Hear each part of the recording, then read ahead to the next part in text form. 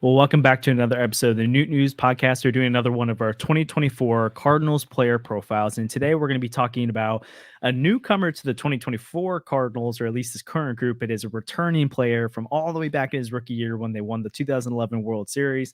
It's Lance Lynn. He's a very different player these days. We used to know him as the feisty, up-and-coming pitcher who kind of started off a little bit rocky in some Cardinals fans' minds, but ended up having a great Cardinal career. And now he's back in St. Louis coming off of a pretty terrible season with the White Sox and Dodgers.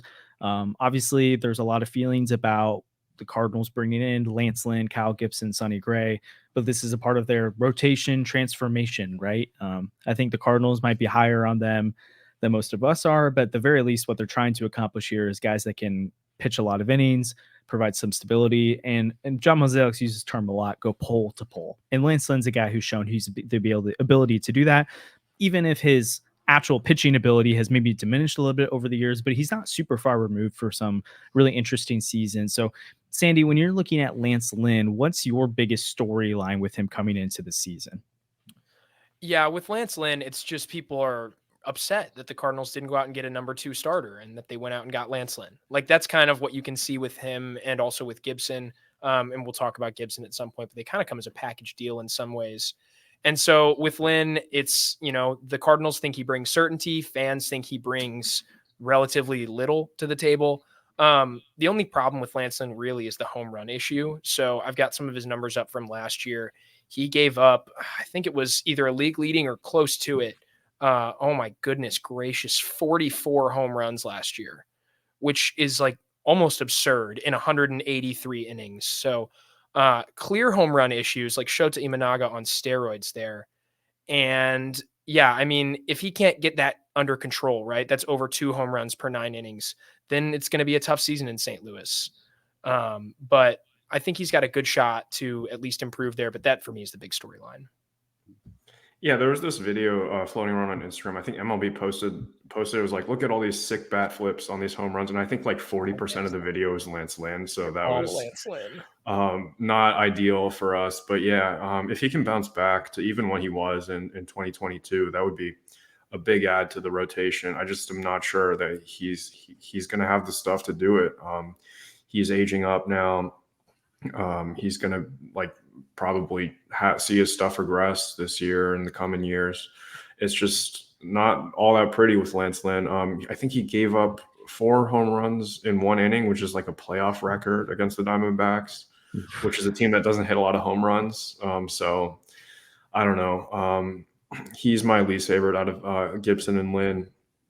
I feel like I would take Gibson over that because there's just a little bit more certainty. Like, he was really bad at his bad points last year, but he could also be really good. It's kind of like the widest range of possibilities for him. You don't really know what you're going to get. Hopefully he's really good, but I just don't really see that happening. Yeah, it's a really interesting point about the wide range of outcomes, because you could probably argue out like Sonny Gray, then Steven Matz, and then probably Lance Lynn is the third best stuff on the staff. You can maybe debate between him and Michaelis. And you could see him being a guy that could potentially slot in as that number 3, maybe a high-end number 4 starter, or he could be a clear number 5 starter who just, racks up a lot of innings and just gets the quality starts. I think that's maybe the name of the game for the Cardinals when it comes to a Lance Lynn or a Kyle Gibson this year, is that they're guys that are just going to eat innings and get them quality starts. And so, like, you look at the high ERAs and you're like, okay, that's a terrible pitcher right there. But the Cardinals last year, they only got, I think it was 11 quality starts from the combination of Rom, Liberatore, Hudson, and Woodford, an average of 4 2/3 innings per start. It was terrible. Lance Lynn, we're giving them far more innings to their teams. I think they had like 50% of their starts combined were quality starts as compared to like 12% or something like that from the group last year. So the hope, at least the floor, what they're hoping for is that they're going to be keeping them in games. And so they're not, I think you run into this like perpetual cycle of, if you have 2 or they had almost 3 guys in the rotation at one point who couldn't get past the 4th inning. And if you have just 3 straight starts of guys who aren't, or even 2 of those 3 starts, they aren't getting past the 4th inning, the bullpen's getting taxed, the offense is behind, you've already lost the series in the rubber match. Like, you could see how this kind of twirls a lot. But then if the Cardinals instead can have consistent starts where their bullpen doesn't have to come in until the 6th or 7th inning, they've only given up 3 or 4 runs at most. Like, this offense can clearly score enough runs to do that. I know the offense struggled at times last year, but they're also down like 8-2 a lot of the time, or like they would get the lead back and immediately give it up. And it was just like, how do you win that way? It's just, that's so demoralizing. So let's talk best case, worst case scenario for Lance Lynn. Sandy, in your mind, what is the best case realistically for Lance Lynn as a Cardinal this year? And maybe what's like the bare minimum, like that, like, well, not even bare minimum. What's the, like, this is as bad as it can get for him? Yeah, I think the best case scenario for Lance Lynn is that he fixes the home run problem, continues to rack up strikeouts, and ends up being a guy who's about a league average pitcher, but he's a league average pitcher over a massive volume. And that's really good because I'm looking at his baseball reference page, and his teams last year went 17-15 in his starts, and he had a -1 WAR. So this is a guy who, by all accounts, was worth very little. And yet when he's on the mound, his teams win more than half the time. And the rate at which they won, which is over half the time, is like contender level winning. Obviously, he doesn't make a team necessarily better, but he allows a team to play to their strengths. So like, if you want to talk about a quality start is 6 innings, 3 runs or less, I'd say like a true bad start is probably 4 innings and like 6 runs or more. He only did that 4 times last year. So the worst case scenario for Lance Lynn is probably a repeat of last year, which the Cardinals are probably looking at that and saying that's not the end of the world. Because, again, his teams win a lot. Lance Lynn had 13 wins. That's more than anybody on the Cardinals roster had. Yeah, and I'm looking at like the innings leaders from last year too. I think I don't think we've caught up enough yet with the fact that people just don't pitch enough innings anymore. Yeah. Only 45 guys pitched over 160 innings last year. That's if you average that out, that means every club gets 1.5 starters. Yeah. So not even 2 full starters that pitch over 160 innings anymore. And so what the Cardinals are kind of doubling down on here is if we can have 4 guys that go 160 plus innings, 170, 180 plus, 190 plus innings. Pretty good. Maybe like that. So obviously at some point you have to have some kind of talent to be able to do it. And I just don't see the Cardinals like there's not gonna be an Adam Wainwright situation this year. If Lance Lynn's that bad, he's not gonna be in the rotation. They will move to someone else.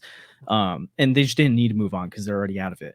What they're banking on is if they can accumulate all these innings and then you have a lockdown bullpen that is always fresh and they can play the matchup game every single night and get the best arms out there that they want, that's how you win games. Now, postseason, different story. I'm not going to argue that, but I think that's kind of the regular season outcome. So I think for Lance Lynn, what they're hoping for is, he gives them 165 plus innings, average output, so maybe a 4.5 ERA, something like that. So nothing flashy. He's got a little bit more swing and miss maybe than Michaelis or stuff like that. And then I mean, I'd say like best case scenario is that he's the 3rd best starter on the staff, maybe 2nd best starter. They really need to add someone better than him at some point so he can't finish the year as that. But I think he could be out of the current group like that. Worst case, again, I think it's that his talent just not there. He can obviously throw a lot of innings, but like it's going to be like Patrick Corbin level innings and you just can't have that. But I think overall, I think that's kind of the best case, worst case scenario. I don't think you're going to see an all-star Lance Lynn. I do think there's a scenario where he's terrible like that, but I think that's probably like the 1 percentile outcome. It's more likely somewhere mid. Andrew, how do you like see the best case, worst case scenario for Lynn? Yeah, I feel like worst case scenario, he's like a 5th starter, which is not good. Like you look at most teams' 5th starters, and it's not like Bobby Miller for the Dodgers. It's like someone who's just terrible. But he'll give you those innings in bulk. I don't think we're going to see anything close to what we got last year out of Woodford and Waino. That just doesn't seem like something that's possible from Lance Lynn. I feel like he has a little bit more left in the tank. He's also not nearly that old or that unskilled if you look at Woodford. But I think ceiling for him, you're pretty spot on. He gets the strikeout stuff back. He's not going to finish, 3rd or 4th in Cy Young voting like he did 2 years ago, but I feel like what you got out of him in 2022, like mid-4s ERA, is probably about as good as you're going to get, maybe low or high 3s at the very minimum. But I don't really see him becoming like an all-star caliber arm ever again. Yeah, so I brought this up earlier, but they got 60 starts combined from Wainwright, Rom, Hudson, Liberatore, and Woodford, and only 10 of those, so 17% of those 60 starts were quality starts. For Lance Lynn and Kyle Gibson last year, even in a career worst year for Lance Lynn, they had 65 starts, so pretty comparable compared to other group, and they went 30 of those 65 starts were quality, so 46% of them. That's a huge jump. The ERA range from the Cardinals starters that I just mentioned, the lowest ERA from that group was a 5.26. and the highest was an 8.02 from Wainwright. There was a 5.88 in there, a 6.95. Like, that's just unplayably bad. Lance Lynn wasn't unplayably bad. It just was frustrating. And Cal Gibson is like, he's pretty steady. Like, that's a 2-run improvement over their best starter from that group last year from Cal Gibson. So like, that's the floor is what we're talking about here. That's what we're talking about, the floor. I think that's my prediction. Let's move into kind of like the projections and what we think they'll actually do. Zips has Lance Lynn with like an 8-10 record, 140 innings, a 4.46 ERA, being worth about 1.7 WAR, a little over about 8.5 strikeouts per 9 innings. His home run rate comes down a lot in this scenario, which I think is probably what they're working on. That's one of the big storylines this offseason is they've been the Cardinals apparently saw something in his repertoire where they think they can adjust it and get that home run rate down. I think the 4.6 is probably about where I put Lance Lynn. He's a mid-4s ERA guy. I'd say more than 140 innings. You're getting 160, 65, maybe 170 from him. And then I actually think maybe he could get some more wins in there because he's going to be in the games longer. So maybe like a 12-13 win season. Again, nothing flashy. I don't expect him to be the third. Like, I think he could be the third best starter talent wise, but I think it's a pretty big gap between Sonny Gray, and we've already talked about Steven Matz. Andrew, what do you think is what are you expecting? What's your prediction for Lance Lynn? Yeah, I feel like the projection from Zips is about spot on. I think I'll take the over on the innings, though. I feel like 140 or so is pretty low for what you're getting out of him. I feel like you're going to leave him in the game long enough, like especially if the Cardinals are already up big time or whatnot. Like, it's gonna be a case where you leave him in the game long enough because you're just comfortable with him in that spot, just to let the bullpen rest a little bit. And I feel like mid-4s is around where I expect to see him end up. It's great from your fifth starter. The rest of the rotation obviously needs a little bit more upgrading before the postseason to fully contend. But I don't really have too much of a problem with trotting him out there. I would rather, obviously, that we have gotten someone better over him, but it's a little too late now to think about that. He's not going to give you what Waino gave you, and that's for sure going to get you a lot more wins this year. Yeah, I sure hope it's not a repeat of the Adam Wainwright experience from 2023. But on Fangraphs, they've got 6 major projections that are up there for Lance Lynn. 140 innings with Zips is actually the lowest by far. Nobody else has him under 160. And of those sites, 3 of them have him at 175 or more. So I think that's more about what you get with him. And honestly, for most players, I'm interested in the WAR projections or whatnot. I say screw the analytics with Lance Lynn. The only thing that matters to me is that he wins ball games, which I know is kind of weird for me to say. I'm usually a big analytics guy. I don't care at all. I care about the fact that Lance Lynn goes out there and gives you a chance to win. I think Lance Lynn is going to get somewhere between 12 and 14 wins this year, and that's going to be a valuable fifth starter for the Cardinals. Very, very rarely is he going to come out of the game with the Cardinals out of the game. I think a lot of times he's going to come out of the game with a lead. And even if he's not pitching super well, like not all 5 ERA pitchers are made the same, right? Yeah. Lance Lynn's ERA of 5.0 is actually pretty good. A guy who's not giving you a ton of volume with a 5 ERA like Dakota Hudson, that's terrible. So Lance Lynn, it's fine. It's not going to be exciting. It's not going to be flashy, but it's going to get the job done. He's a workhorse. That's all he needs to do. So I'm taking the over on the innings from Zips.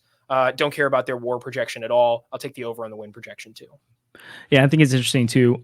All 6 of the projections have him between a 4.33 and a 4.5 ERA, so they're all pretty equal on that too. So I think it's pretty fair to expect from Lance Lynn this year. And again, not all ERAs are created equal. Get him to eat a lot of innings, mid-4 ERA. It's not flashy. We're not trying to convince you he's a good pitcher, but it's what the Cardinals need at the back end of the rotation, and hopefully to add more. I don't even care what his ERA is at the end of the year, to be honest. I just care that he gets a bunch of wins. Like I would hope that the Cardinals are above 500 in his starts. That's a mark of success for me, for Lance Lynn. And so even if it looks like last year where he gives up a zillion home runs, has an ERA approaching 6, if the Cardinals go 17-13 in his starts, that's a really good thing.